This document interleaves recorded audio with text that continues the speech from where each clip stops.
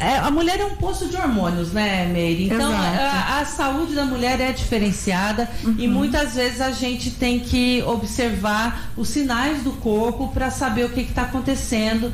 E a consulta ao ginecologista, ela tem que ser regular mesmo por conta dessas mudanças, né? Exato, Vanessa. E esse ano, especialmente, nós estamos muito preocupados porque... Primeiro que as mulheres têm o hábito, elas já gravaram que outubro é o mês da prevenção do câncer de mama, mas na verdade isso tem que ocorrer o ano todo, né? Sim. Cada mulher tem que fazer sua rotina, de preferência anualmente, e principalmente após os 40 anos é fundamental que ela visite seu ginecologista. Aquelas que não têm acesso ao ginecologista podem procurar o clínico geral nos postos de saúde, que eles também estão preparados para dar esse atendimento preventivo, né? Então, assim, a nossa preocupação esse ano é por conta da pandemia, das pacientes deixarem de procurar os serviços de saúde. Então a gente não pode deixar de se cuidar, não só em outubro, mas o ano inteiro, né? E é importante estar alerta, mas não basta estar alerta. A prevenção com a consulta médica ela é fundamental porque muitas vezes não há nenhum sintoma, né? E essa é a proposta do Outubro Rosa, alertar que precisam de exames e de consulta médica, porque na maioria das vezes os casos iniciais não dão nenhum sintoma, então a mulher não está sentindo nada, e se ela não passa por uma consulta de rotina, não faz a mamografia na idade adequada, muitas vezes isso não é detectado inicialmente. Sim, né? E é muito importante o tratamento, quanto antes detectar, começar para ter um resultado melhor. Exato, então assim, estima-se que mais de 80% dos casos de câncer de mama diagnosticados no início, quando ainda na maioria das vezes são assintomáticos, tem chance de cura. Então é mais de 80% de cura, mas por isso a importância de fazer os exames rotineiramente. É claro que quando a mulher já detectou um nódulo, alguma outra alteração, também é possível cura e também tem tratamento, mas esse tratamento pode ser um pouco mais difícil, mais sofrido. Por isso que não precisa esperar o sintoma aparecer para procurar avaliação médica. E além do nódulo, o câncer de mama, assim, ele pode ter algum outro sintoma na mulher? Um mal-estar, alguma coisa? O que mais pode, assim, acender essa luz de alerta? Bom, então, na verdade, o importante é que a mulher conheça o seu próprio corpo. Antigamente, a campanha do Outubro Rosa falava muito do autoexame, se toque, mulher. Hoje em dia, o foco já é outro. O foco é procure o ginecologista anualmente e faça exames. Por quê? O que a gente observou? O autoexame das mamas, ele é importante no sentido da mulher se conhecer. Ela tem que estar atenta ao seu corpo, né? Se ela notar durante um banho ou até durante um autoexame que não tem muito segredo, a mulher tem que se palpar de vez em quando, de preferência depois da menstruação. Se ela notar alguma irregularidade, que pode ser então, de acordo com os sintomas que a gente conversou, presença de algum caroço nas mamas ou nas axilas, o bico do peito retraído. Claro que tem mulheres que já nasceram com essa alteração, mas se você não tinha e o bico do peito retraiu, se tiver saindo secreção do bico do peito espontaneamente, não é aquele caso que você aperta, mas sem apertar sai secreção, principalmente se ela for sanguinolenta, né? Alteração de pele, a gente chama isso de alteração como se fosse casca de laranja. Então, assim, uma retração, notou que a mama está diferente, é um sinal de alerta para procurar o médico. Né? Então, essa história do autoexame não é que ela foi deixada de lado, mas o que a gente percebeu? Que ele não estava resolvendo, porque as mulheres ficavam iludidas. Aquelas que fizeram em casa e não detectaram nada, não foram ao médico, porque acharam que o autoexame era suficiente. Ele não é. Né? Muitos casos iniciais não tem nódulo, não tem nada dessas alterações. E depende de onde for o nódulo também, fica difícil de tocar, né? Só na mamografia mesmo para poder detectar, né? Exato, né? A Isaura está colocando aqui, olha, o governo limitou a mamografia e o Papa Nicolau para fazer de 2 em 2 anos. Isso pode acontecer de uma mulher ter mais essa doença por conta do pelo SUS, né, que ela está colocando. De 2 em 2 anos é suficiente? Na verdade, assim, o que acontece? Quando a gente fala em saúde pública, a gente tem que pensar em custos também. E de cada 5 mulheres que têm câncer de mama, 4 têm mais de 50 anos. Então, estatisticamente, é uma doença que acomete mulheres mais velhas. Então, financeiramente, para o SUS, fazer mamografia para todas não seria viável. Então, a partir dos 50 anos, até os 69 anos, de 2 em 2 anos, ela é gratuita pelo SUS e ela consegue, dessa forma, detectar a maioria dos casos. Mas é claro que muitas mulheres têm câncer antes dos 50? Sim. Então, assim, na verdade, a Sociedade Brasileira de Mastologia, a FEBRASGO, eles discordam no Ministério da Saúde. Eles orientam que a partir dos 40 anos deve ser feito anualmente. Assim, a taxa de detecção vai ser maior. Então, aquelas mulheres que tiverem condições de fazer isso particular, ou às vezes até conseguem mesmo pelo SUS, apesar do SUS limitar, né, é importante. O ideal é que seja feito a partir dos 40 anos e anualmente. E o câncer de mama pode ser algum fator genético? Tipo, pode. Minha mãe, minha tia, minha avó. Porque a gente percebe que, às vezes, dentro da família são muitos casos, né? Exato. Então, assim, essa é uma outra pergunta muito interessante, Vanessa. Quais são os fatores de risco, né? E o que a gente pode fazer para evitar o câncer de mama? Na verdade, quando a gente fala em prevenção é tudo aquilo que a gente faz para evitar que a doença apareça. E o Outubro Rosa, na verdade, ele tem essa função de alertar sobre aquilo que a gente pode fazer, mas na verdade é mais diagnosticar do que prevenir, porque a mamografia não vai prevenir a doença, ela só vai fazer o diagnóstico daquela que já surgiu. Então, assim, não é uma doença com um único fator, né? Ela é multifatorial. Qual que é o principal fator de risco? Ser mulher e idade, né? Então, assim, a gente sempre associa muito ao hormônio, por exemplo, mas mulheres jovens têm muito mais hormônios que mulheres com 50 anos. E a taxa de incidência é muito maior depois dos 50. Então, assim, idade é o principal fator e sexo feminino. Mas os homens também não estão livres dessa doença, né? A taxa de incidência nos homens é de 1 para cada 100, então é 1%. Mas homens que detectarem algum nódulozinho na mama, alguma coisa diferente, também tem que ficar alerta. A gente pensa que é só feminino, mas isso não é. Exatamente. Né? Os homens também podem ter, Os homens também têm que se cuidar. Então, outros fatores de risco, né? Principalmente obesidade. Hoje em dia, o Instituto Nacional do Câncer já tem batido muito nessa tecla. A obesidade, ela infelizmente aumenta o fator de risco tanto para câncer de mama, para outros cânceres e principalmente para doenças do coração, que é o que mais mata, na verdade.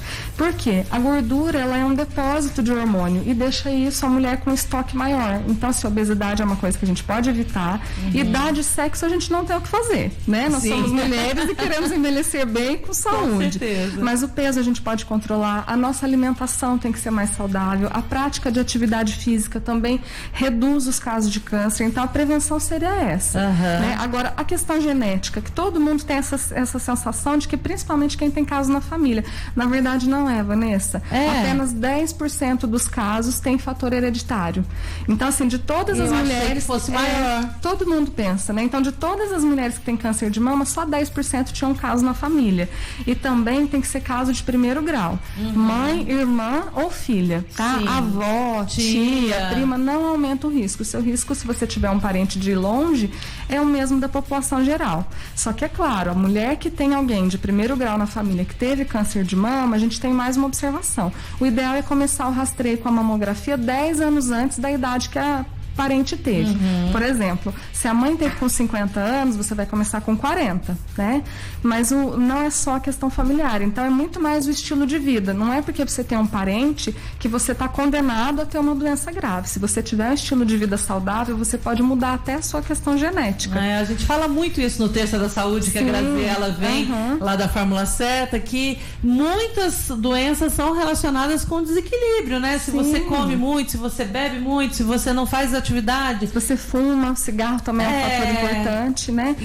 Então, no fundo, todo mundo sabe o que deve fazer, né? A gente tem que ter mais prevenção com a saúde, em todos os aspectos, né? Comer bem, dormir bem, isso é importante, diminuir os níveis de estresse, né? E fazer rotina anual, principalmente para as mulheres, porque, como eu disse, a maioria dos casos não tem sintoma no início. Então, você não precisa esperar aparecer um sintoma para procurar ajuda. Com certeza. Né? E a gente ouviu há uns anos atrás, né? Que foi muita polêmica nas redes sociais e tudo mais. A Angelina Jolie, ela retirou a mama como prevenção.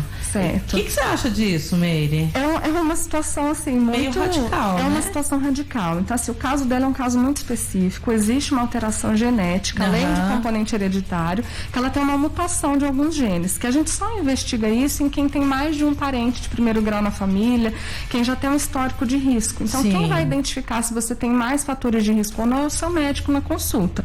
No caso dela, ela tinha. Então, assim, é uma medida muito radical, mas ela investigou porque ela tinha fatores de risco importantes. Sim, não foi feito assim a revisão.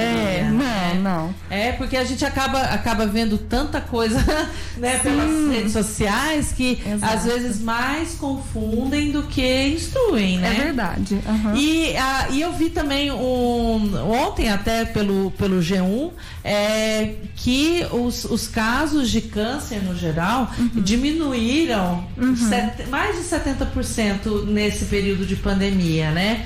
Mas é muito mais por conta das pessoas que não estão procurando fazer os exames, dessa dificuldade de marcar as consultas, né, nos postos de saúde e tudo mais. O que você pode dizer pra gente sobre isso, sobre esse período de pandemia, sobre esse ano de 2020 que nós estamos, assim, já cansados, né? Com certeza. Mas qual que é a orientação que você pode dar para a população? Então, assim, sem dúvida, essa diminuição do diagnóstico foi por baixa procura, ou por medo da paciente, ou por dificuldade mesmo. De marcar, então, assim, né? É claro que, devido às proporções e os cuidados necessários, a gente não pode deixar de se cuidar. Então, aquela mulher que faz rotina regularmente, ela já pode ficar um pouco mais segura, mas ela precisa, assim, procurar um auxílio médico, né? Não é uma urgência, mas ela não pode postergar os cuidados com a saúde. Insistir, né, gente? Exato. Infelizmente, esse ano tirou todo mundo do chão. E vocês médicos, parabéns pelo dia do médico que foi ontem. Obrigada. Vocês médicos estão assim num protagonismo extremo nesse ano de 2020. Todos os olhares estão para a área de saúde, os médicos, enfermeiros, fisioterapeutas, enfim. A gente sabe que é um esforço conjunto de todo mundo para poder entender essa doença nova e, enfim, a gente poder se readequar a essa nova realidade, né? Exatamente, né? É um ano que está sendo difícil para todo mundo, mas a gente nunca falou tanto em saúde, a gente nunca deu tanta importância a esse tema e a gente precisa se cuidar, né? A gente precisa fazer a nossa parte.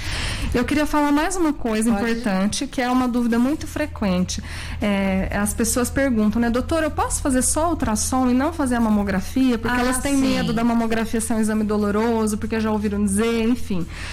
Dor é uma coisa difícil da gente quantificar, né? Ela não é um exame doloroso, mas pode ser um pouquinho desconfortável sim para as mulheres, mas é o melhor exame que a gente tem. Então, o ultrassom ele não substitui a mamografia. Existem situações que o ultrassom ele é necessário também, conjuntamente, e para as pacientes que são mais jovens, aí a gente vai avaliar. Então, o médico vai decidir por você o que é o mais adequado, né? Mas a mamografia é um exame muito importante, é o que a gente tem de melhor. Então, vamos prestar atenção, gente. Eu preciso fazer. Eu tô até com o meu pedido lá do meu médico particular. Eu vou tentar agilizar de fazer, porque eu nunca fiz. Tenho 46 anos e nunca fiz. Precisa começar, então. É isso aí. Quer deixar mais algum recado, Meire, no geral, sobre o Outubro Rosa, sobre a importância desses exames preventivos? Enfim, o microfone é seu. É uma honra ter esse convite, porque eu sempre fui muito a favor, inclusive eu escolhi a minha profissão porque eu acho muito bacana essa questão de prevenção, né? Tudo aquilo que a gente pode fazer para evitar que o problema aconteça ou descobrir precocemente. Então, assim, eu volto a repetir o que eu já disse no início, é muito importante se cuidar, não precisa esperar ter problema para ir ao médico, a gente tem que ter isso como um hábito, mas também não adianta ter a falsa ilusão de eu fui no médico, fiz minha mamografia esse ano, tô livre, mas tá sedentária, comendo mal, fumando. Então, assim, é uma ilusão. A gente precisa fazer tudo que for possível, porque a saúde é o nosso bem mais precioso. E a gente pode mudar o nosso futuro se a gente investir nele desde cedo. E isso fica de alerta para as crianças também, né? Então, assim, alimentação saudável, atividade física é importante em todos os setores, em todas as áreas de saúde, não só na saúde da mulher e não só na prevenção do câncer. Muito legal. Meire, o telefone do seu consultório é o 3551-2100, mas também tem o WhatsApp. Qual que é? Você pode passar pra gente? Claro, porque assim, o telefone do meu consultório é no Centro Médico, tenho mais 2 colegas lá, então às vezes é um pouquinho mais difícil de conseguir conversar com a minha secretária. Eu vou passar o WhatsApp que fala diretamente com ela. É o 98701-4527. Ok, como é que ela chama? Ana Paula. Ana Paula, colaboradora aí da Meire. Meire, muito obrigada, viu? Eu sei que a rotina de médico é corrida demais da conta. Obrigada por você ter tirado esse tempinho para conversar aqui com a gente sobre esse tema tão importante, viu? Eu que agradeço. Um grande abraço para todos os ouvintes da Clube e até a próxima. Até a próxima, se Deus quiser. É isso aí, gente. Fica aqui com a gente no nosso Manhã na Clube.